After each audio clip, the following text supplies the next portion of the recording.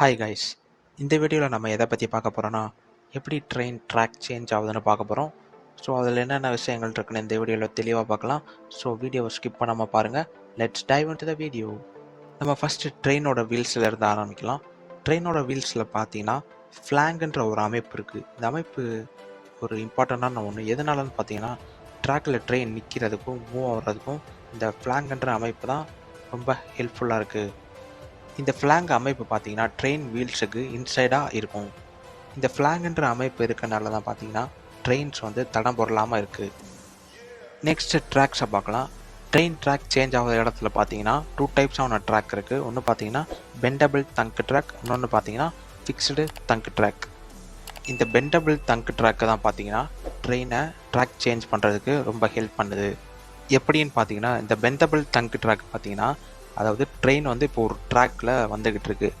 அந்த ட்ராக்கில் டச் பண்ணும்போது பார்த்தீங்கன்னா அந்த ட்ரெயினில் முன்னாடியே பார்த்தீங்கன்னா ட்ரெயின் வீல்ஸில் அந்த ஃப்ளாங்குன்ற அமைப்பு இருக்குது. ஸோ இது அப்படி டச் பண்ணனால ஏற்கனவே ட்ராவல் ஆன ட்ராக்ல இருந்து ட்ரெயின் இந்த பெண்டபிள் ட்ராக் வழியாக இன்னொரு ட்ராக்குக்கு போகும். நெக்ஸ்ட்டு ஃபிக்ஸ்டு தங்க் ட்ராக் பார்த்தீங்கன்னா அந்த இடத்துல ஃபிக்ஸ் ஆகிருக்கும். எதனால் இதை ரெண்டாக ஸ்ப்ளிட் பண்ணி வச்சுருக்காங்கன்னு பார்த்தீங்கன்னா ட்ரெயின் வந்து இந்த பெண்டபிள் தங்க் ட்ராக்கில் ட்ராவல் பண்ண அந்த பெண்டபிள் தங்க் ட்ராக் வந்து டேமேஜ் ஆகிட்டே இருக்கும். ஸோ அதை ஈஸியாக ரிப்ளேஸ்மெண்ட் பண்ணிக்கலாம் தனித்தனியாக இருந்தால். இல்லைன்னா பார்த்தீங்கன்னா அந்த ஃபிக்ஸ்டு தங்க் ட்ராக்கையும் சேர்த்து ரிப்பேர் பண்ணணும். ஏன் இந்த பெண்டபிள் தங்க் ட்ராக்கு வந்து சீக்கிரம் டேமேஜ் ஆகுதுன்னு பார்த்தீங்கன்னா இது பார்த்தீங்கன்னா ஒரு கர்வ்டு சர்ஃபேஸாக இருக்கும். அதோட ஸ்டார்டிங் எட்ஜில் பார்த்தீங்கன்னா அதோட வித்து வந்து மெல்லிஸாக இருக்கும். அப்படியே மெல்லிஸாக இருந்து போக போக அப்படியே ஃபிக்ஸ்டு ட்ராக்கில் ஜாயின் பண்ண அளவுக்கு கொஞ்சம் நார்மலான ட்ராக் அளவுக்கு இருக்கும். ஸோ அதனால தான் கைஸ் இந்த பெண்டபிள் ட்ராக்கு ஈஸியாக டேமேஜ் ஆயிடுது. ஸோ அதை ஈஸியாக ரீப்ளேஸ் பண்ணிக்கிறாங்க அது ஸ்ப்ளிட் பண்ணியிருக்கிறதுனால. இந்த பெண்டபிள் தங்க் ட்ராக்குக்கு பார்த்தீங்கன்னா ஸ்விட்சிங் ராடுன்னு சொல்லக்கூடிய ஒரு கனெக்டிவிட்டி மூலயமா அது வந்து மோட்டருக்கு வந்து கனெக்ட் பண்ணியிருப்பாங்க.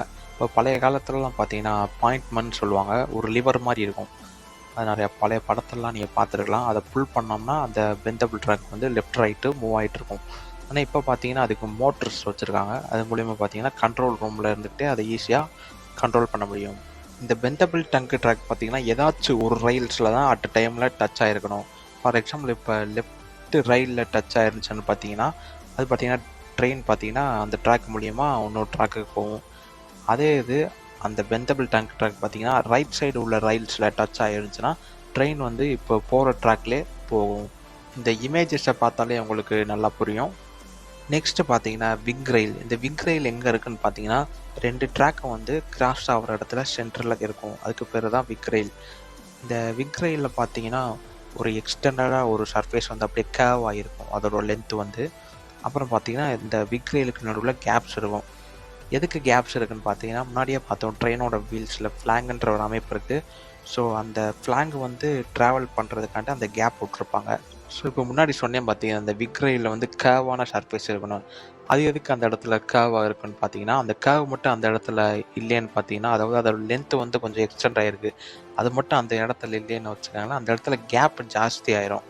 ஸோ அதனால் பார்த்தீங்கன்னா ட்ரெயின் அந்த வீல்ஸ் அந்த இடத்துல ட்ராவல் பண்ணும்போது டீரெயில்மெண்ட் ஆயிரும். ஸோ அதை தடுக்கிறதுக்காண்டி தான் அந்த எக்ஸ்டெண்டட் அதோட அந்த ட்ராக்கோட லென்த்தை எக்ஸ்டெண்ட் பண்ணியிருக்காங்க. நெக்ஸ்ட்டு பார்த்தீங்கன்னா செக் ரயில்ஸ். இந்த விக் ரயில்ஸ் அமைப்பே போதும் ட்ரெயின் வந்து டீரெயில்மெண்ட் ஆகாமல் இருக்கிறதுக்கு. ஸோ இருந்தாலும் சம்டைம்ஸில் எரர் வரும்ல, அதை ப்ரிவெண்ட் பண்ணுறதுக்கு பார்த்தீங்கன்னா அந்த செக் ரயில்ஸ் வச்சுருக்காங்க 2 சைடும். இது பார்த்தீங்கன்னா இப்போ நார்மலாக அந்த ஃப்ளாங்குன்ற அமைப்பு இருக்குது பார்த்தீங்களா, அது வந்து நார்மல் ட்ராக்குக்கும் இப்போ நார்மல் ட்ராக் மேலே தான் இந்த ஃப்ளாங் இருக்குன்னு வச்சுருக்காங்களே ட்ரெயின் வீல் இருக்குது. இந்த செக் ரயில்ஸ் பார்த்தீங்கன்னா அந்த ஃப்ளாங்கை வந்து வெளியே வர விடாமல் அந்த இடத்துல பிளாக் பண்ணிடுது. ஸோ அதனால் ஒரு ஃபிக்ஸ்டாக அந்த இடத்துல ட்ரெயின் ஈஸியாக டீரெயில்மெண்ட் ஆகாமல் ட்ராவல் பண்ண முடியும்.